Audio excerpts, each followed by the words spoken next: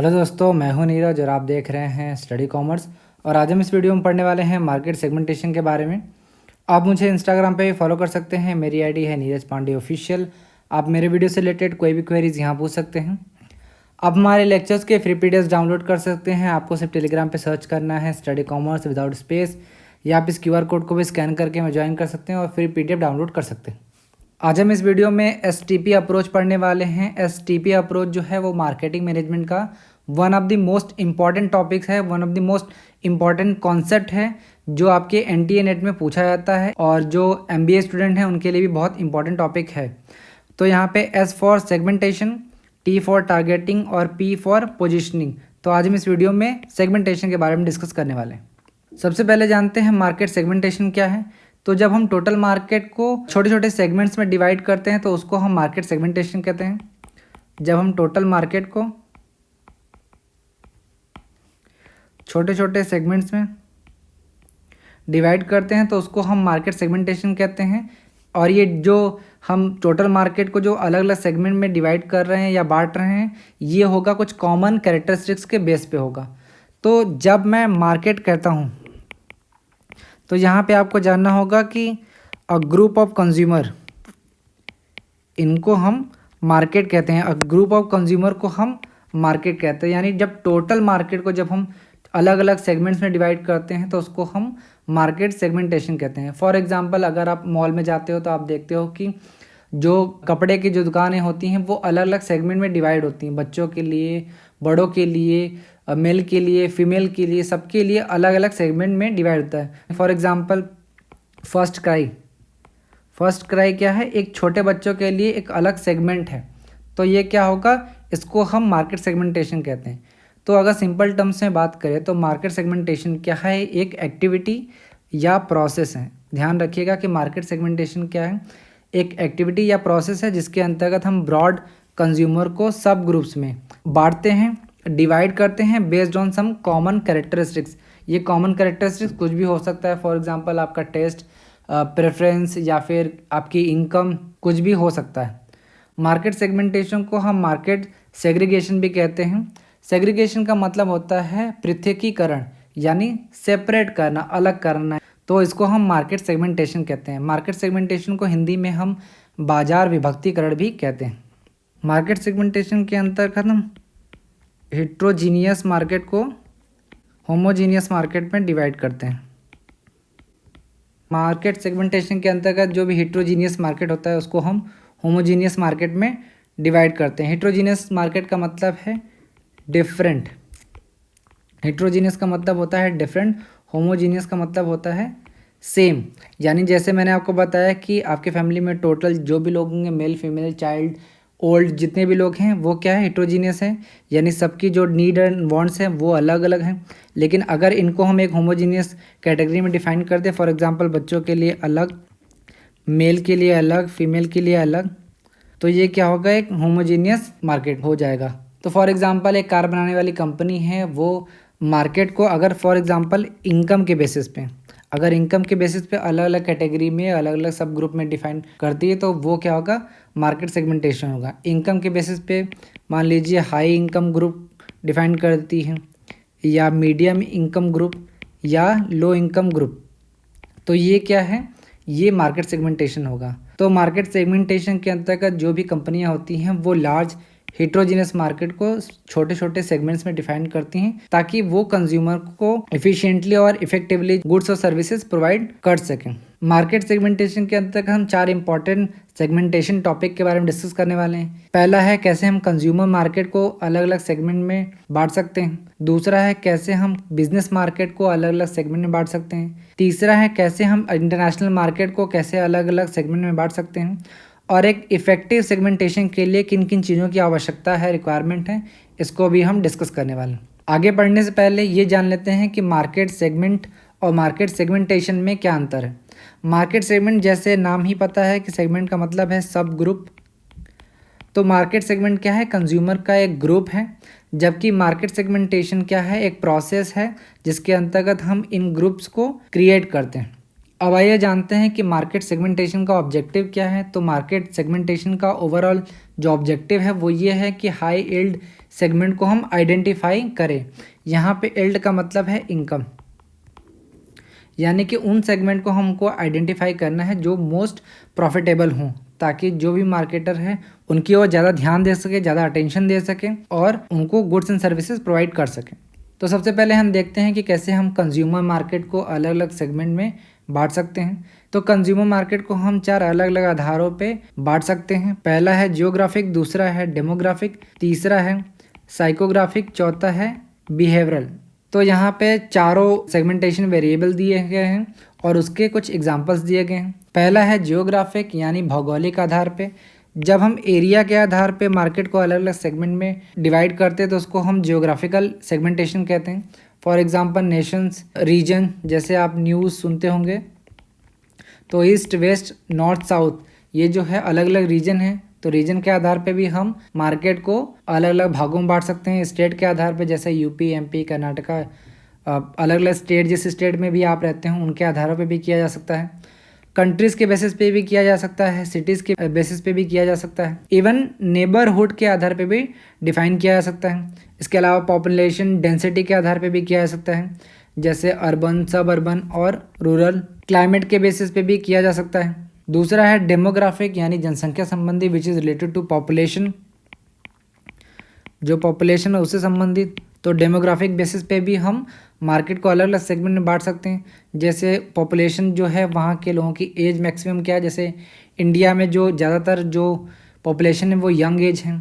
इसके अलावा life cycle कैसा है, जेंडर कैसा है, वहाँ के लोगों की इनकम कैसी है, ऑक्यूपेशन कैसा है, पेशा कैसा है, एजुकेशन कैसा है, रिलीजन, यहाँ पे ध्यान रखिएगा धर्म से संबंधित बात हो रहा है, जैसे हिंदू, मुस्लिम, सिख, ईसाई, जैन, बुद्धिज़्म, ये यहाँ पे रीजन्स हैं, यानी कि क्षेत्र के आधार पे हैं। तो ये दोनों डिफरेंस याद रखिएगा।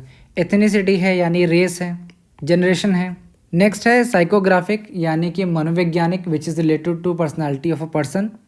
किसी व्यक्ति का सोशल क्लास कैसा है, लाइफस्टाइल कैसा है, पर्सनालिटी कैसा है, मोटिवेशन क्या है, इन सभी के आधार पे हम मार्केट को अलग अलग सेगमेंट में डिवाइड कर सकते हैं।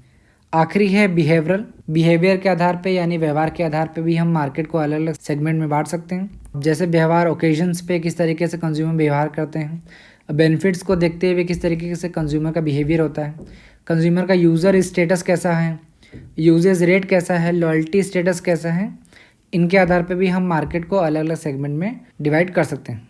अब आइए डिटेल में जानते हैं। सबसे पहला है जियोग्राफिक सेगमेंटेशन। तो जब हम मार्केट को भौगोलिक आधार पे यानी जियोग्राफिक बेसिस पे अलग अलग सेगमेंट में बांटते हैं तो उसको हम जियोग्राफिक सेगमेंटेशन कहते हैं। फॉर एग्जांपल डिफरेंट रीजन के आधार पे, for example east, west, north, south, अगर अलग अलग क्षेत्र के आधार पे आप कहते हैं, अलग अलग राज्यों के आधार पे, स्टेट के आधार पे, कंट्रीज़ के आधार पे, या फिर शहर के आधार पे, सिटीज़ के आधार पे, इवन नेबरहुड के आधार पे भी अगर आप बांटते हैं तो उसको हम जियोग्राफिक सेगमेंटेशन कहते हैं। यहाँ पे ये ध्यान रखिएगा कि जो भी सेलर है ये उसके लिए बहुत ज़्यादा बेनिफिशियल होता है कि वो अपने प्रोडक्ट को किस क्षेत्र में सेल करेगा। तो कोई भी कंपनी है, फॉर एग्जांपल वो ऊनी कपड़े बनाती है, तो वो ज्योग्राफिक सेगमेंटेशन कर सकती है। वो अपने प्रोडक्ट को उस जगह बेचेगी जहाँ पे ज़्यादा ठंड है। फॉर एग्जांपल अगर मैं इंडिया की बात करूँ तो अगर आप नॉर्थ की बात करें, हिमाचल प्रदेश, जम्मू कश्मीर, तो ये सब एरिया बहुत ठंड वाला है, यानी यहाँ पर ज़्यादा ठंड पड़ती है, तो यहाँ पे जो ऊनी कपड़ा है वो ज़्यादा बिकेगा। जबकि अगर सदर्न इंडिया की बात करें, जैसे केरला, चेन्नई, तमिलनाडु, तो यहाँ पे बहुत ज़्यादा गर्मी होती है, तो यहाँ पे ये प्रोडक्ट नहीं बेच सकता। नेक्स्ट है डेमोग्राफिक सेगमेंटेशन।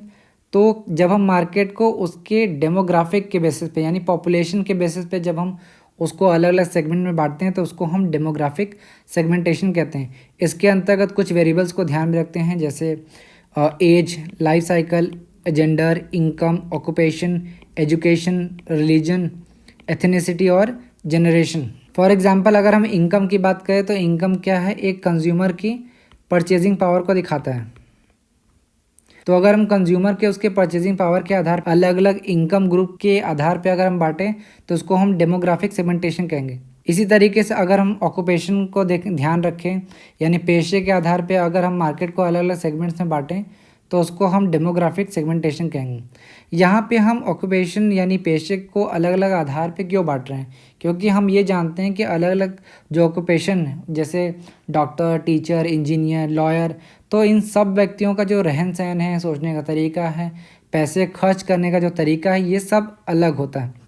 इसी तरीके से रिलीजन के बेसिस पे यानी धर्म के आधार पे भी हम बांट सकते हैं, जैसे हिंदू, मुस्लिम, सिख, क्रिश्चियन, जैन, बुद्ध, पारसी एक्सेट्रा, इसके आधार पे भी हम बांट सकते हैं। तो इसको हम डेमोग्राफिक सेगमेंटेशन कहेंगे। तीसरा है साइकोग्राफिक या मनोवैज्ञानिक आधार पे जब हम मार्केट को अलग अलग सेगमेंट में बांटेंगे तो उसको हम साइकोग्राफिक सेगमेंटेशन कहते हैं। यहाँ ध्यान रखिएगा कि जब हम व्यक्ति के पर्सनालिटी, उसके सोशल क्लास, लाइफस्टाइल के आधार पे जब हम बांटेंगे तो उसको हम साइकोग्राफिक सेगमेंटेशन कहेंगे। चौथा है behavioural segmentation. Behavioural segmentation one of the most important segmentation है जहाँ से क्वेश्चन पूछा जाता है। तो जब हम एक मार्केट को, वहाँ के जो कंज्यूमर, वो किसी प्रोडक्ट के बारे में उनका नॉलेज कैसा है, वो किसी प्रोडक्ट के प्रति उनका जो एटीट्यूड है वो कैसा है, वो प्रोडक्ट को किस तरीके से यूज़ करते हैं, या फिर एक किसी प्रोडक्ट के प्रति उनका जो रिस्पॉन्स है वो किस तरीके से है, अगर उनके व्यवहार के आधार पे हम उसको अलग अलग सेगमेंट में बांटते हैं तो उसको हम बिहेवियरल सेगमेंटेशन कहते हैं। यहाँ पे एक प्रोडक्ट से रिलेटेड एक कंज्यूमर का जो रिस्पॉन्स है वो किस तरीके से हो सकता है, ये जानना बहुत ज़्यादा इंपॉर्टेंट है, जो एग्ज़ाम में पूछा जाता है। जैसे कोई ओकेशंस है, जैसे होली, दिवाली है, तो उस कंडीशन पे एक कंज्यूमर का जो बिहेवियर है वो किस तरीके से होता है, क्या वो प्रोडक्ट परचेस करता है या नहीं परचेस करता है, या परचेस करता है तो कितना परचेस करता है। इसी तरीके से benefits, user status, uses rate, loyalty status के आधार पे अगर हम कंज्यूमर को अलग अलग सेगमेंट में बांटे तो उसको हम बिहेवियरल सेगमेंटेशन कहेंगे। तो फर्स्ट है ओकेजन सेगमेंटेशन। तो जब हम मार्केट को अलग अलग सेगमेंट में डिवाइड करते हैं अकॉर्डिंग टू ओकेजन तो उसको हम ओकेजन सेगमेंटेशन कहते हैं। For example Holi, Diwali, for example कंपनियां जो हैं वो होली, दिवाली ऑफ़र लाती हैं, यानी स्पेशल ऑफ़र लाती हैं। हॉलीडे जो ओकेजन होता है उसके लिए अलग अलग ऐड बनाती हैं। तो ये क्या है, ओकेजन सेगमेंटेशन कहलाता है। नेक्स्ट है बेनिफिट सेगमेंटेशन। जब हम मार्केट को अलग अलग सेगमेंट में डिवाइड करते हैं अकॉर्डिंग टू डिफरेंट बेनिफिट तो उसको हम बेनिफिट सेगमेंटेशन कहते हैं।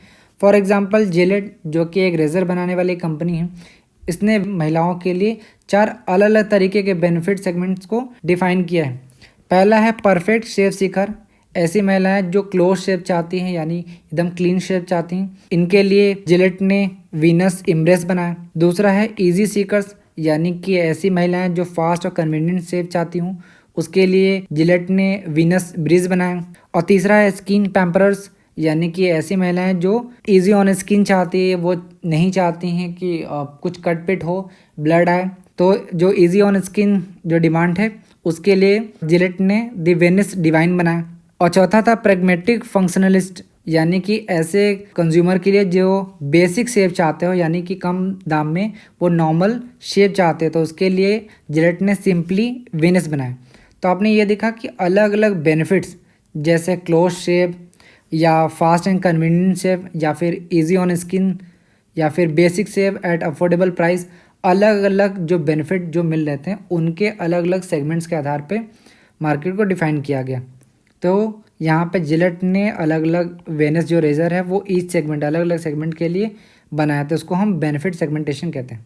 नेक्स्ट है यूज़र स्टेटस। हम मार्केट को अलग अलग सेगमेंट में यानी कंज्यूमर के यूज़र स्टेटस के आधार पे भी बांट सकते हैं। जैसे नॉन यूज़र, फॉर एग्जांपल अगर आप अभी तक आईफोन नहीं यूज़ कर रहे हैं तो आप एक नॉन यूज़र हैं। एक्स यूज़र, फॉर एग्जांपल आपने आईफोन यूज़ कर लिया है और आप इसको नहीं यूज़ कर रहे हैं तो ये आप एक्स यूज़र हो जाएंगे। पोटेंशियल यूज़र, अगर आप आईफोन फ्यूचर में ख़रीदना चाहते हैं, आप पैसा है आपके पास, तो आप एक पोटेंशियल यूज़र हैं। First time user, for example अगर आपने अभी हाल ही में आईफोन ख़रीदा है तो आप एक फ़र्स्ट टाइम यूज़र हैं। नेक्स्ट है रेगुलर यूज़र, जो हमेशा से यूज़ करते हैं, आपने पास्ट में भी आईफोन के फ़ोन यूज़ किए हैं और अभी भी आप नए मॉडल यूज़ कर रहे हैं, तो आप एक रेगुलर यूज़र हैं। तो यूज़र स्टेटस के आधार पे भी हम कंज्यूमर मार्केट को बांट सकते हैं। नेक्स्ट है यूजेस रेट। एक कंज्यूमर जो होता है वो किसी प्रोडक्ट को कितना यूज़ करता है उसके आधार पे भी हम मार्केट को अलग अलग सेगमेंट में डिवाइड कर सकते हैं। For example light user, medium user या हैवी प्रोडक्ट यूज़र। जो गेमर होते हैं वो जनरली हैवी प्रोडक्ट यूज़र के अंतर्गत आते हैं। नेक्स्ट है लॉयल्टी स्टेटस। तो एक मार्केट को जब हम कंज्यूमर लॉयल्टी के आधार पे यानी कंज्यूमर किसी कंपनी के प्रति, किसी ब्रांड के प्रति, किसी स्टोर के प्रति कितना वफादार है, अगर उसके आधार पे भी हम चाहें तो सेगमेंटेशन कर सकते हैं। तो एक कंज्यूमर जो होता है वो ब्रांड के प्रति भी लॉयल हो सकता है, स्टोर के प्रति भी लॉयल हो सकता है और कंपनी के प्रति भी हो सकता है। ब्रांड मतलब टाइड, फॉर एग्जांपल डिटर्जेंट आप देखते हैं टाइड का। स्टोर फॉर एग्जांपल आप मान लेते हैं टारगेट। टारगेट ये एक स्टोर है, जैसे आपके किराना का स्टोर नहीं होता आपके बगल में, तो आप हो सकता है कि किसी एक दुकान से सामान लेते हों, तो उसी तरीके से आप किसी स्टोर के प्रति भी लॉयल हो सकते हैं या किसी कंपनी के प्रति लॉयल हो सकते हैं। फॉर एग्जांपल एप्पल, आप हर बार एप्पल ही खरीदते हैं तो आप एक लॉयल कस्टमर हैं।